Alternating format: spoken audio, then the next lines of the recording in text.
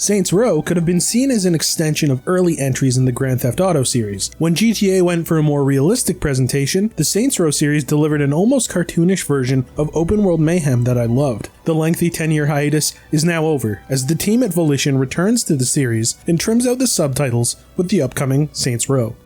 There's a lot to talk about when it comes to Saints Row, but let's start out with the cast of characters. I've never been a fan of eccentric and over-the-top character writing, but it seems like that's all we get. Maybe I'm just used to the Ubisoft style of character growth, as they feed us this strange version of how they think younger generations interact. I went into Saints Row with this mindset, but after a few of the main missions, I found myself really liking this group. For the most part, they're each part of a rival gang, but they make it work. Their bonds are strong, and the story spends a good amount of time on providing a believable friendship to the player, which I wasn't expecting. I was invested in their interactions and how each of them was different, but they still shared some common interests. Well, mainly ones that got them in trouble. During my time with an early build, I was able to explore the main campaign and get a better understanding of why these characters are building their empire. This is further explored in side hustles that are found around the map, which build on the supporting cast without weighing on the story. Strangely, the narrative doesn't gloss over previously established relationships, and many of the early characters you meet already have a history with the crew. I just went with it though, because I'm jumping out of a plane to glide onto a roof and blow up satellites, so who cares exactly why? Gameplay is separated into main missions, side hustles, and optional missions. No matter how you spend your time, you'll be collecting rewards.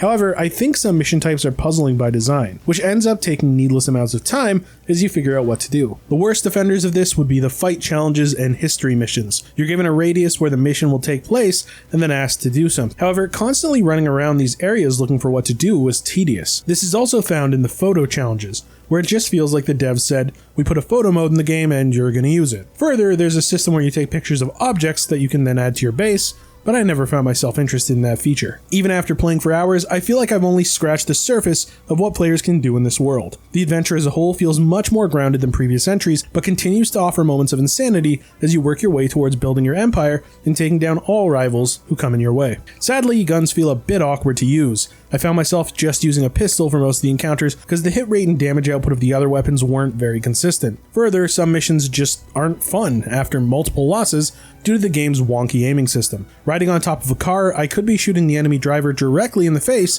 and it'll only register as vehicle damage. There's an inconsistency found in the combat portions of Saints Row that I feel needs to be adjusted before release. If anything, Saints Row proves that the Saints still got it. From the opening moments, you're on a runaway roller coaster with multiple ways to enjoy the experience. I'm here to enlist into the Saints again, but at least I know there's still plenty to look forward to. Saints Row is coming to PlayStation 4, PlayStation 5, Xbox One, Xbox Series X, and PC on August 23rd, 2022. Thanks for watching. Be sure to check out noisypixel.net. Noisy Pixel is run by a group of gamers who work hard to deliver news, reviews, previews, and more. Please subscribe to keep up with all our future content.